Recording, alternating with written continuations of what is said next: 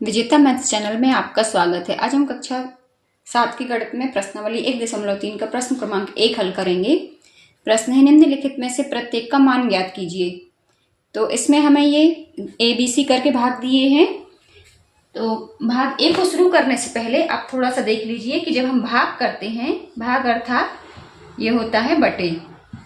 अब देखिए, यदि ये बटे के ऊपर नीचे दोनों संख्याएं प्लस की है, मान लीजिए +1 अपॉन +1 है, तो आंसर आ जाएगा प्लस में।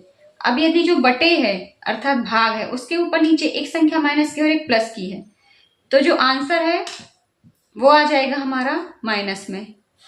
और यदि मान लीजिए नीचे माइनस है और ऊपर प्लस है,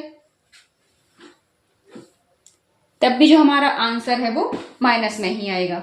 और यही नियम ठीक गुणा पर भी लागू होता है।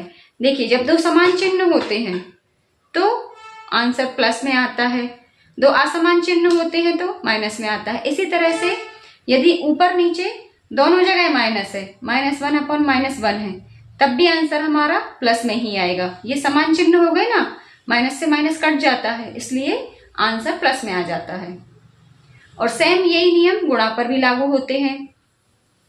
यदि समान चिन्ह है तो आंसर प्लस में आएगा गुणा करते समय, और यदि असमान चिन्ह है अर्थात -1 प्लस, तो जो आंसर है वो माइनस में आएगा। पहला भाग है ऋण 30/10, तो इसको हम अपने सिंपल फॉर्म में लिख लेंगे, ऋण 30/10। 0 से 0 कट जाएगा, यहां पर आ जाएगा 3।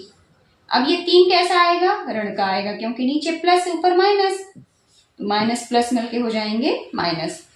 अब ये है 50/5, तो हम 50 में 5 का भाग करेंगे, 5 एकम 5, शेषफल बचा 1, 0 उतारा, शेषफल बचा 0, 0 उतारा, तो ये 5 शून्य 0, तो हमारा आंसर क्या आ गया? 10। अब 10 कैसा आएगा? ये आएगा हमारा माइनस का, ये नीचे वाला माइनस है, ये यहां लग जाएगा। फिर ये है ऋण 36/9। 9 का पहाड़ा मुझे उम्मीद है कि सभी बच्चों को आता होगा। तो पहले हम 9 से 36 को काट देंगे, 9 एकम 9, 9 चौको 36। अब यहां पर ये देखिए, ये माइनस से माइनस कट जाएगा, या फिर लिख सकते हैं -4/-1। अब माइनस से माइनस कट जाएगा तो हमारा आंसर आ जाएगा अकेला 4। ई भाग में हमें ये दिया है, तो इसको सिंपल सा पहले हम बोर्ड मास का नियम लगा के ब्रैकेट को हल करेंगे। ये हो जाएगा ऋण 2 और धन का 1, तो ये यहां पर 13/2 ऋण 1, 2 में से 1 गए 1 बचा, धन ऋण ऋण होता है, 2 में से 1 गए 1 बचा। अब ये 1 कैसा आएगा? ये आएगा माइनस का, क्योंकि माइनस का निशान बड़ा है। अब ये हम लिखेंगे 13/1, तो ये आंसर आ जाएगा 13, और कैसा आएगा 13? ऋण का आएगा, है ना। ये असमान चिन्ह है, इसलिए यहां पर ऋण का निशान आएगा। अब ये है 0/ऋण 12, तो 0 में हम किसी भी संख्या से गुणा करें या भाग करें, 0 ही आता है, चाहे वो संख्या माइनस की हो या प्लस की हो। तो F के बाद हम चलते हैं भाग G की ओर। G भाग में हमें ये संख्या दी गई है, तो सबसे पहले तो हम इसके ब्रैकेट को हल करेंगे। ये छोटा वाला तो वैसे ही रहेगा। अब हम इसके बड़े वाले ब्रैकेट को सॉल्व करते हैं। ऋण का 30 वैसे ही रहेगा, और ये धन ऋण मिलके हो जाएंगे ऋण का 1। ये ऋण का 30 31 है, और भागित ये देखिए ऋण ऋण मिलके हो जाएंगे धन, है ना। अब ये देखिए, इनको हम गुणा कर रहे थे धन और ऋण को, इसलिए ऋण आया था। अब हम इनको जोड़ रहे हैं, तो ऋण ऋण मिलके हो जाएंगे धन, और निशान कौन सा आएगा? जो संख्या बड़ी है, तो निशान ऋण का आएगा। अब 30 और 1 31 हो जाएंगे, तो ऋण 31/31 भागित ऋण 31, तो आंसर आ जाएगा 1। अब देखिए ऋण से ऋण कट जाएगा, इसलिए आंसर +1 आ जाएगा।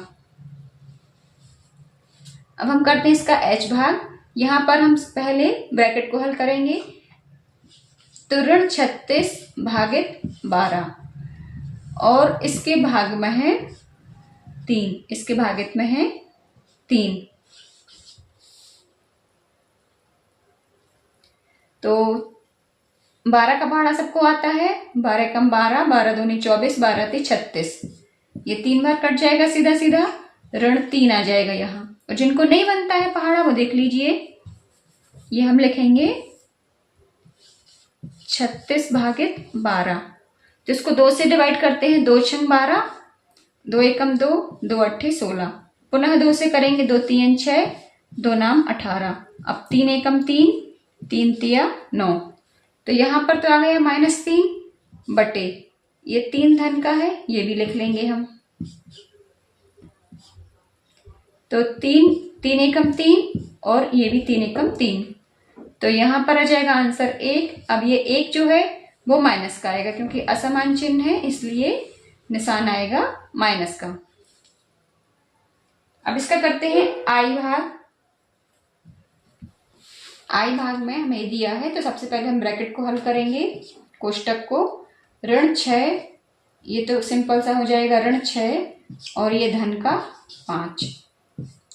और दूसरे वाले ब्रैकेट में ऋण का 2 और ये धन का 1। तो ये देखिए ऋण 6 धन का 5, धन ऋण मिलके हो जाएंगे ऋण, और बड़ी संख्या का निशान आएगा तो ऋण का निशान आ जाएगा।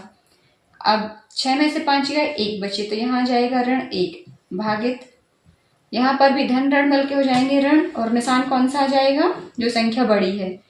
तो बड़ी संख्या है -2, तो यहाँ आ जाएगा ये -1, 2 में से 1 गए 1।